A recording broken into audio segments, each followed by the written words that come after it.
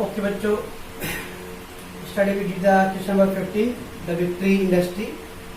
Again वो unit का sum था, ओके ना। इम्पॉर्ट क्या था उसके अंदर, opening stock of finish goods and the closing stock of both are valued at cost of production पर सेम क्या था some the given. Let's move to the next question. That is, work out in a cost sheet from the unit cost of production per ton of a special paper manufactured by the paper mill in December 2016 from the following data. Work out in the cost sheet. Work out in the cost sheet मतलब cost sheet बनाओ, okay? The unit cost of production. Unit cost of production तो per unit का column draw करना पड़ेगा.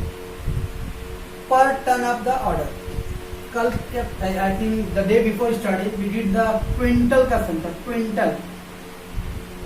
अभी quintal नाम सुनते ही हो गोल्डी के दिमाग में क्विंटल डिकॉक, साउथ अफ्रीका का बैट्समैन, वो वाला नहीं, क्विंटल 100 kg. वैसा भी एक टन दिया हुआ है.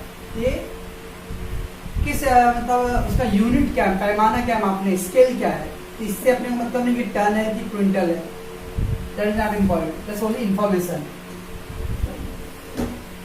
ओके, देखते क्या क्या अपने पास है.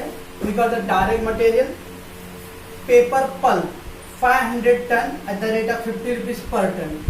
पेपर पल्प, पेपर पल्प बच्चों, अब पेपर बनाने के लिए क्या मालूम होगा, बाम्बू, बांस की लकड़ी चाहिए हम लोगों को, उसका गुद्दा, उसको छील के गलाते पिघलाते हैं, that is called paper pulp बोलते हैं. तो 500 टन ये हो गया डायरेक्ट मटेरियल. अदर मटेरियल दिया तो 100 ton at the rate of 30 rupees per ton. तो डायरेक्ट मटेरियल दे 2 part given. One is paper pulp 500 ton at the rate of 50 rupees per ton. Other material 100 ton at the rate of 30 rupees per ton. Okay बच्चों, ये दो हो गया direct material. Then given the direct labor. Now the labor में बच्चों 3 word है. Skilled labor, semi skilled labor and unskilled labor. There is 3 terms. Skilled, skill मतलब knowledge. It means the higher educated and well trained officers. तो company के अंदर जो well trained, well educated employees है, that is called skilled labor. Engineer,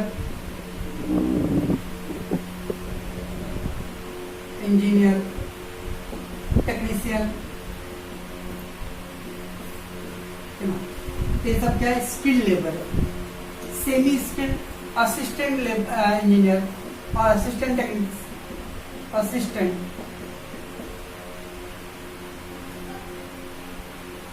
and unskilled मतलब just normal labour. तो ये लोग के पास ज्यादा एजुकेटेड नॉलेज और वेल ट्रेन नहीं है, जैसे इधर लोअर लेवल के वर्कर लोग हैं. Semi skill assistant, foreman, supervisor, they are called semi skill. And skill labour engineer and technician. Ultimately all 3 labours है. Okay, so we got direct labour 80 skilled man at the rate of 3 rupees per day. और एक labour का कितना, 3 रुपया per day for 25 days. एक क्या means हो गया, 80 स्किल्ड मैन, रोज कितने लेबर काम कर रहे हैं, 80 स्किल्ड मैन है, 3 रुपए पर डे, और कितने दिन के लिए उन्होंने काम किया है, 25 डेज. हाउ टू वैल्यू बच्चों, आप बताओ. 5 लेबर है, 5 लेबर्स, 100 रुपए का एक लेबर को रोज का है, और उन्होंने 4 दिन काम किया, तो बताओ कितना होगा. 5 लेबर, हर एक लेबर का 100 रुपए, तो एक दिन का कितना पड़ेगा बच्चों, 500 रुपए. और 4 दिन उन्होंने काम किया तो 2000 रुपए का. क्या क्या सबका मल्टीप्लाई कर दो. Okay, number of labour into rate into days. Number of labour, कितने लेबर है, रेट क्या लोग का है, और कितने डेज काम किया रहेगा. ऐसे यहाँ पे कितने लेबर है, 80 स्किल लेबर है, तो 80 लेबर्स. रेट कितना है, 3 rupees per day, 3 rupees per day and 25 days है बच्चों. Labour into rate into days. Okay, तो मल्टीप्लाई कर दो, कितना आ जाएगा, 25 तो 2000 6000 रुपीज, ये हो गया 6000। Now 40 unskilled man, 40 unskilled man, वो लोग का रेट है 2 रुपये पर डे 25 डेज का। जिस मल्टीप्लाई 25 फॉर जा 100 1000 एंड दैट इज 2000। तो लेबर चार्ज कितना है बच्चों 8000, skilled and unskilled. How to multiply labour into rate into days. How many labour you got, how many what is the rate and how many days they working. Okay, चल अभी तक हम 4-5 सा most awaited item कौन सा समझ लो, direct expense. अभी तक के समय डायरेक्ट एक्सपेंसेस नहीं आया ना भैया। डायरेक्ट एक्सपेंसेस, स्पेशल इक्विपमेंट ₹3000, तो स्पेशल मशीन लाने के लिए कितना खर्चा हो गया 3000 रुपये। Special dies 1000 rupees. डाइज क्या था बच्चों, फ्रेम, साचा। अब साचा क्या है, साबुन बनाने कंपनी मान लो, लक्स साबुन है तो लक्स साबुन का जो शेप होता है वो अलग है, निर्मा अलग है, ओके ना। तो हर एक साबुन का शेप होता है, तो क्या होता है उसका एक फ्रेम होता है, उसमें वो मटेरियल डालते और उस फ्रेम में वो शेप में आ जाता है, ओके ना। गांव में जो यूपी बिहार ईट का भट्टी होता है, तो ईट बनाने का शेप फ्रेम होता है, that is called dies. Okay, वैसे आरबीआई के पास पैसे छापने का डाइज, ऐसा नहीं कि अलग अलग नोट पे वो लोग पेंटिंग करते थे रोज बैठ के, नो। तो अलग से वो स्पेस मशीन आता है, डाइस आता है, बस खाली उस पर पेपर डाले वो अपने आप वो प्रिंट हो जाता है उसके ऊपर। ये सब क्या है बच्चों, डायरेक्ट एक्सपेंसेस है। And then work overhead, work overhead मतलब factory overhead at the rate of 160% on the direct wages. Work overhead जो 160% ऑफ डायरेक्ट वेज बच्चों, डायरेक्ट वेज मतलब लेबर का, तो जितना वो आएगा उसका 160% क्या है, factory overheads. Okay, the administrative overhead at the rate of 10% per annum. The administrative overhead is 10% per annum, 10%, while the selling and distribution overhead is 15% on work cost। अब एडमिनिस्ट्रेटिव कितना बच्चों 10% है, सेलिंग डिस्ट्रीब्यूशन 15% है, but percentage किसका apply करना है, on work cost. On में work cost क्या होता है बच्चों, factory cost, work cost. Okay, 400 ton of special paper manufacture, 400 ton special paper manufacture मतलब produce. ₹800 was realized by the sale of waste material। ₹800 were realized by the sale of waste material। Waste material बच्चों को scrap, cell of scrap 400 रुपये मिल गया। The scrap value of the special equipment after utilization is manufactured is a nil। Scrap value of equipment, जो machine लिया था उसको use होने के बाद जब भंगार में बेचा तो उसका वैल्यू 0 है, तो 0 तो कुछ इनकम हुआ ही नहीं, जस्ट इग्नोर। ओके बच्चों, वेरी वेरी इंपॉर्टेंट है। और ये रियलाइज करोगे there is no opening stock और क्लोजिंग स्टॉक, कहीं स्टॉक के बारे में मेंशन ही नहीं है सर में। No opening stock, no closing stock, ना इधर द रॉ मटेरियल के बारे में बोला है, ना WIP और फिनिश गुड्स, कुछ भी नहीं दिया है, ओके ना। तो इस सब में there is no stock at all, कोई स्टॉक नहीं। और क्या है, इस सब में सेल भी नहीं दिया बच्चों, सेल्स भी नहीं दिया है। अभी क्या आता था मुझे अपने केस में, सम टाइम दे प्रॉफिट गिवन, तो क्या करते हैं उसको ऐड करके सेल्स आ जाता था। समटाइम्स सेल्स दिया होता है, तो क्या करते हैं उसको लेस करके अपने को प्रॉफिट मिल जाता है, ओके। बट इस सब में सेल और प्रॉफिट दोनों का कोई इंफॉर्मेशन नहीं है। एक्चुअली लोगों को सेल चाहिए नहीं बच्चों, क्वेश्चन ऊपर जो था ना, work out in the cost sheet from the unit of cost of production पर, खाली हम लोग को प्रोडक्शन तक का ही चाहिए, उसके आगे का चाहिए नहीं बच्चों, ओनली कॉस्ट आइटम चाहिए, ओके। फर्स्ट में क्या है, no opening stock, no closing stock, not given at all, कोई ओपनिंग क्लोजिंग के बारे में नहीं है, right, neither raw material, WIP और finish goods, okay. But unit दिया, कितना यूनिट प्रोड्यूस किया paper, 400 ton special paper manufacture. Special paper कितना मैन्युफैक्चर हुआ, 400 ton, the unit produce is there, okay.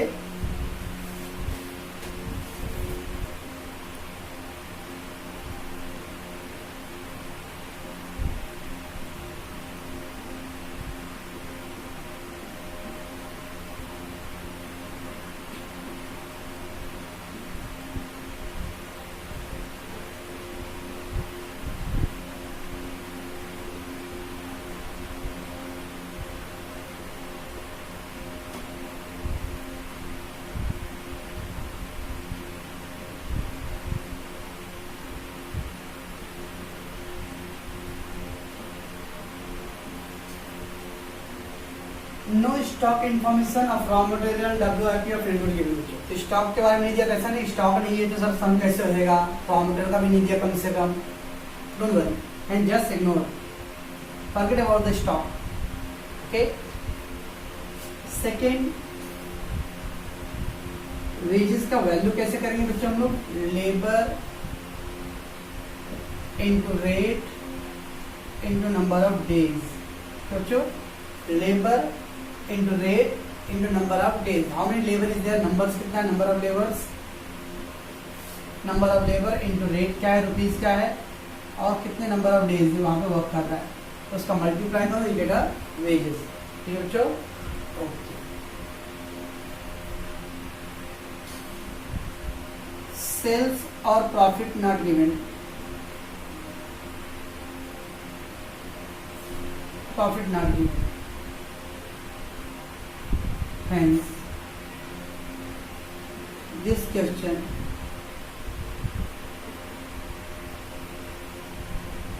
only demand cost। तो बच्चों सेल्स और profit दोनों ही अगर नहीं दिया है then not a single hint is there, इसका मतलब हम लोग कॉस्ट पे स्टॉप करने लगे। कॉस्ट पे मतलब कॉस्ट ऑफ प्रोडक्शन माइट हो सकता है, कॉस्ट ऑफ गुड्स सोल्ड और कॉस्ट ऑफ सेल, तो अल्टीमेटली हम लोग कॉस्ट पे विल स्टॉप, है ना, बस।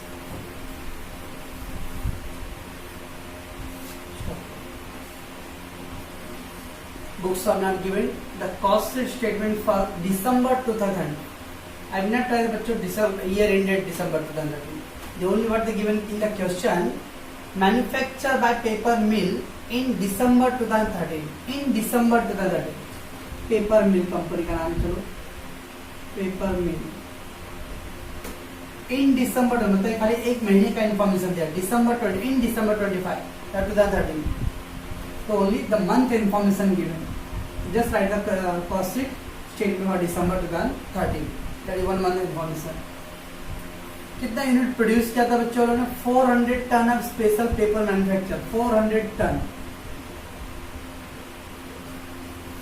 आपको मैंने the day before start I said that opening stock of finish goods, closing stock of finish goods and unit produce and unit sold. Out of that 4 item we need a 3 item, right बच्चों? Out of the 4 item हम लोग को 3 item चाहिए था, कौन से, opening, closing, unit produce and unit sold. But देखो इसमें ओपनिंग स्टॉक फिनिश गुड्स भी नहीं है, closing stock of finish goods भी नहीं है, यूनिट सोल्ड भी नहीं। आउट ऑफ 4 आइटम में 3 मिसिंग है, ओनली एक ही item they.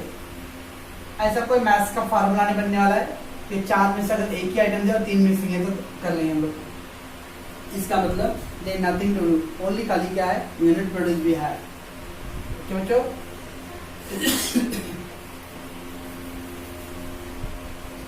So since only we have unit produce and other 3,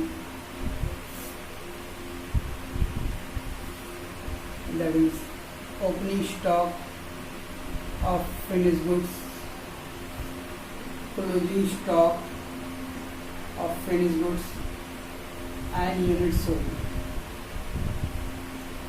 not given. Hence just concentrate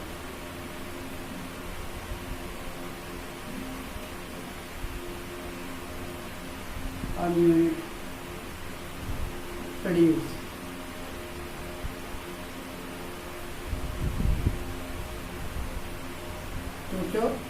So since only we have unit produce and other 3 item, that is the opening stock finished goods भी नहीं है unit में, closing stock भी नहीं दिया, unit sold भी नहीं दिया, not a single information given. तो हम लोग खाली यूनिट प्रोड्यूस पे कॉन्सेंट्रेट करना है बस, क्योंकि अल्टीमेटली सम जो है कॉस्ट के तक का ही दिया रहेगा। चलो how to present unit sold not there.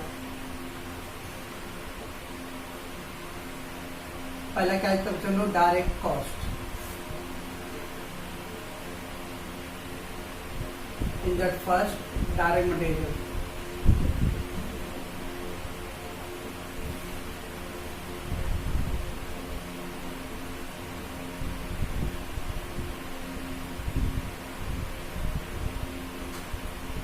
Raw material consume. Okay, अब आप लोग देखो इस समय का जो पैटर्न, हम लोग बेसिकली क्या करते थे, ओपनिंग स्टॉक और रॉ मटेरियल।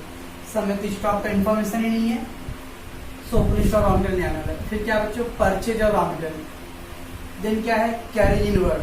समय कैरेज इनवर्ड भी नहीं दिख रहा बच्चों, लेस रिटर्न तो ही नहीं, और फिर क्लोजिंग स्टॉक और रॉ मटेरियल करते हैं, बट स्टॉक तो ही नहीं। No opening stock, no closing stock, no carriage, खाली क्या अल्टीमेटली डायरेक्ट मटेरियल देखिए सिंपली। ओके, तो हम लोग क्या करेंगे, सिंपली खाली पेपर पल्प, पेपर पल्प कितना है, 500 टन है बच्चों, 500 टन पेपर टन लिया, और कितने रुपए का टन है, 50 रुपए पर टन, ये हो गया 25,000। तनार में क्यों ओपनिंग स्टॉक ऐसा कुछ नहीं लिख रहा बच्चों, नॉट गिवन। तो opening stock, carriage, closing stock है ही नहीं, सिंपली डायरेक्ट मटेरियल का आइटम दिया हुआ है। पेपर पल्प 500 टन था और 50 रुपीज पर टन है। अदर मटेरियल दिया है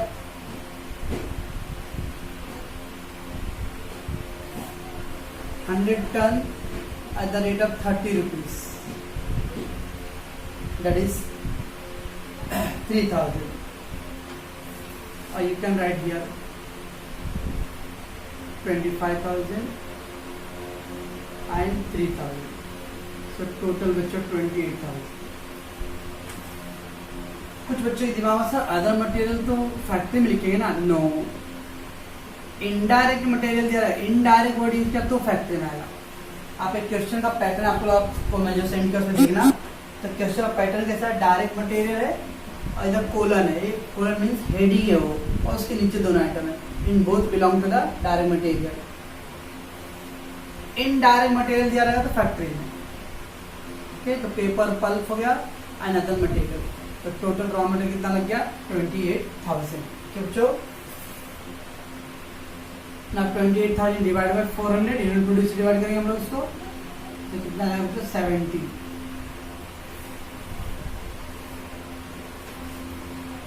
देन क्या था बच्चों, direct wages.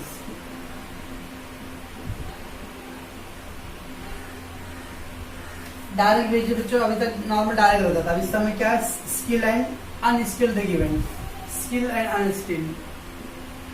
Skill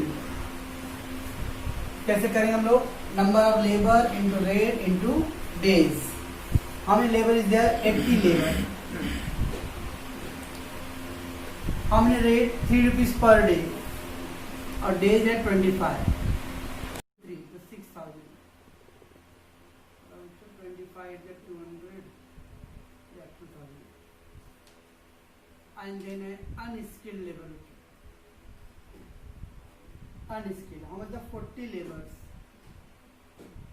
2 rupees per day into 25, so 1,000 into 2, 2,000।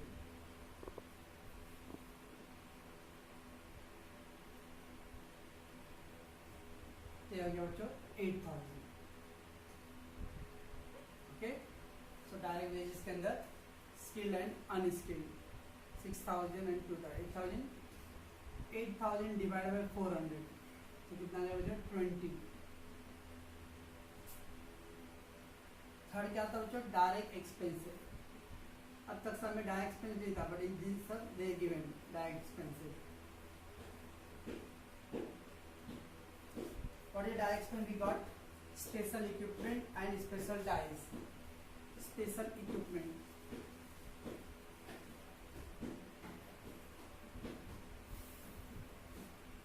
3,000,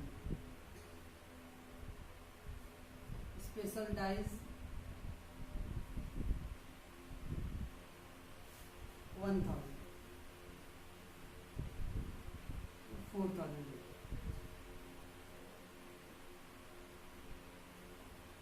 सबको हम क्या करें, यूनिट प्रोड्यूस से डिवाइड करें। तो बच्चों, तो इस समय आप देखो ध्यान से, तो रॉ मटेरियल कंज्यूम का पैटर्न टोटली चेंज हो गया। नॉर्मल समय हम लोग opening stock plus purchase less returns, फिर कैरेज और फिर क्लोजिंग करते हैं, but opening not given, carriage not given, closing not given, return तो कल क्या है, एक आइटम बचा ना, तो पूरा 5, बाकी सब लिख के डैश कर सकते, क्या मतलब है, out of item only one item is there. So paper pulp and other material they given. Same wages देखिए स्किल एनालिसिस. ये मामला कैसा है बच्चों? वेजेस कितने लेबर काम कर रहे हैं, वो लोग पर लेबर का कितना रेट है और how many days they are working. So labour into rate into number of days. अच्छा, ये total that is called prime cost.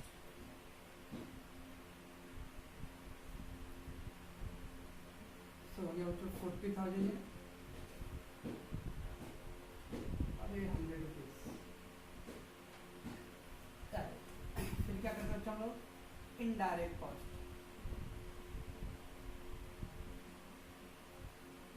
Indirect cost and factory overheads.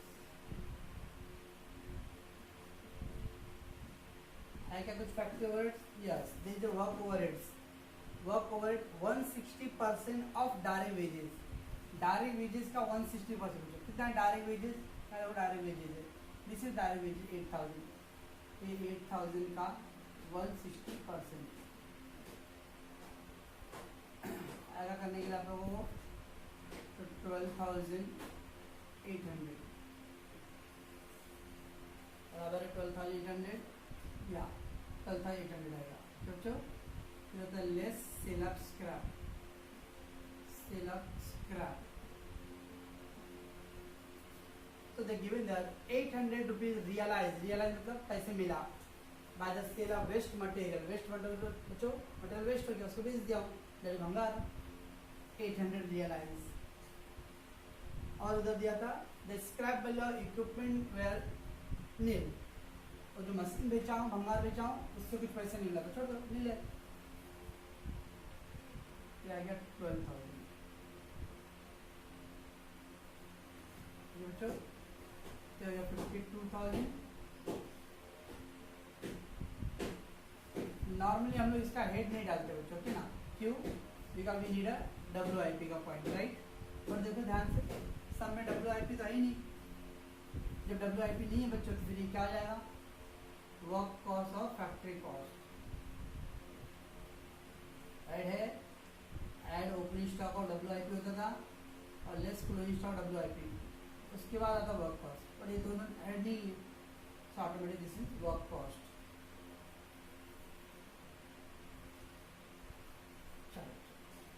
फिर क्या है वर्क कॉस्ट का? Add office and administrative overheads.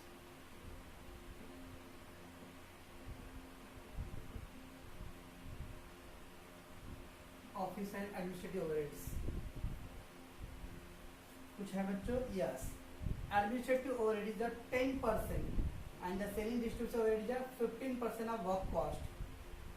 Administrative जो है work cost का 10% and selling distribution is at 15%. बच्चों administrative overheads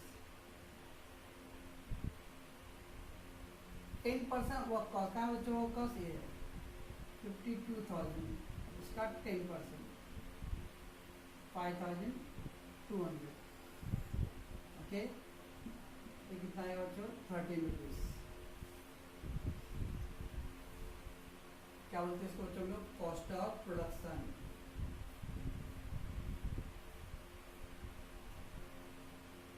cost of production 57,200 143.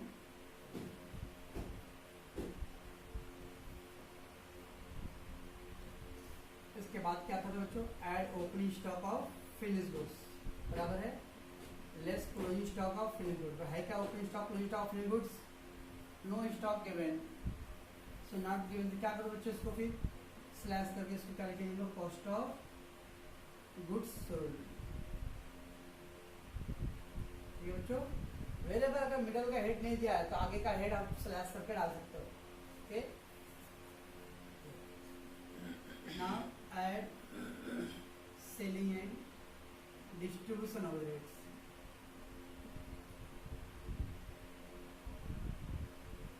बच्चों आएगा कुछ selling distribution. Yeah, this is given 15% of work cost. 15% work cost. So selling expense, work cost. Cost कितना बच्चों का होगा, ये 52,000, उसका 15%, so you will get 7,800, 1500, 15 to the 33, 1575, 78, and this will get 4, 4 1 is 4, 3, 4 9 is 36, 2.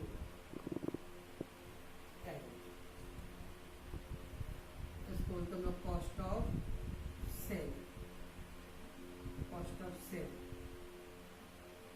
65,000, and this is 50, 12,156, ये आएगा। फिर क्या करते थे हम लोग, after cost of sale add profit and then sale आता था बच्चों। कुछ बच्चों ने कल क्वेश्चन कर दिया सर कभी आप ऐड करते हो, अगर इफ प्रॉफिट गिवन बच्चों, जैसे example profit 15,000, what will be do add, तो कितना आ जाएगा बच्चों 80,000।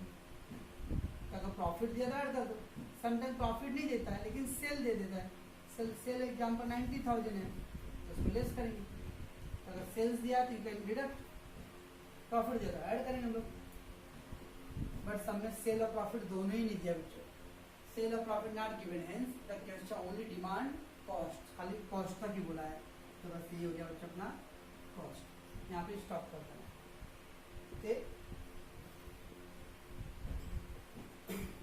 ये था बच्चों अपना एक कॉस्ट सेट, तो सब में प्रॉफिट है सेल दोनों इंफॉर्मेशन नहीं दिया, ज़्यादा टेंशन लेना नहीं।